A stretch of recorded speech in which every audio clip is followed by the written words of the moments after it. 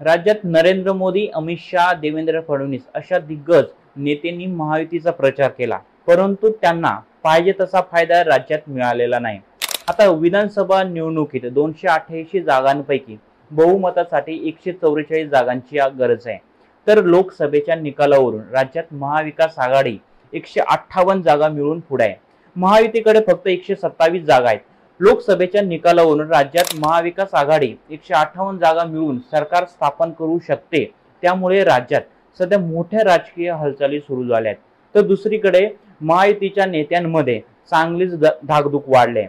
आता सध्याचं राजकीय गणित पाहता भाजपच्या 105 आमदारांच्या मतदारसंघात महाविकास आघाडीने 42 मतदारसंघात लीड घेतले, तर शिवसेना शिंदे गटाच्या एकूण 40 आमदारांपैकी 14 मतदारसंघात, तर अजित पवार गटातील 40 आमदारांच्या मतदारसंघातील 25 मतदारसंघात महाविकास आघाडीला लीड मिळाला आहे। यामध्ये महायुतीच्या अनेक दिग्गज नेत्यांच्या मतदारसंघात महाविकास आघाडीच्या उमेदवारांनी मोठी झेप घेतली आहे।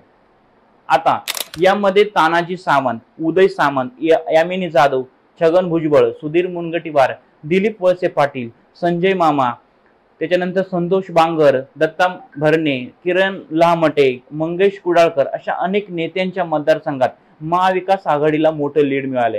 आता येणाऱ्या विधानसभा निवडणुकीत या नेत्यांची चांगलीच धाकधूक वाढली आहे। तर दुसऱ्या बाजूला लोकसभेत मिळालेलं यश महाविकास आघाडीला तसंच टिकून ठेवण्याचं मोठं आव्हान असणार आहे। महायुतीला लोकसभेत झालेल्या पराभवाचं चिंतन करावं लागणार आहे।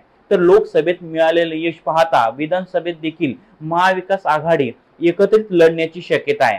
तर दुसऱ्या बाजूला महायुतीत विधानसभेच्या 288 जागांपैकी प्रत्येकी किमान 80 जागांची मागणी शिंदे आणि अजित पवार गटाकडून केली जाण्याची शक्यता आहे।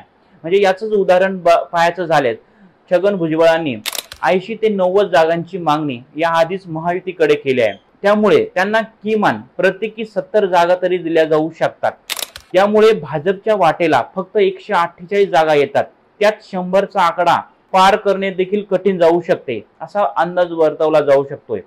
तर भाजपला साथ दिल्यामुळे अजित पवार गटाकडे दलित आणि मुस्लिम तसेच काही प्रमाणात मराठा मतदारांनी पाठ फिरवली आहे। त्यामुळे विधानसभेला ही मते पुन्हा आघाडीकडे जाण्याची शक्यता आता वर्तवली जाऊ शकते, असा भाजपकडून देखील अंदाज वर्तवला जाऊ शकतोय। दुसरीकडे शिंदे गटाच्या विरोधात विधानसभा निवडणुकीत गद्दार म्हणून आघाडीकडून प्रचार केला जाऊ शकतो, त्याला तोंड कसे द्यायचे असा प्रश्न आता भाजप पुढे समोर आहे।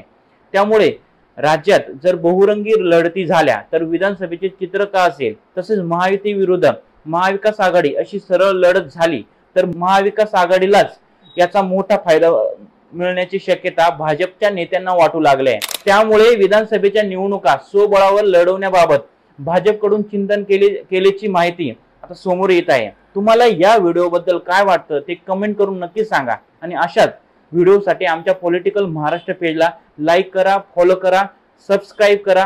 धन्यवाद।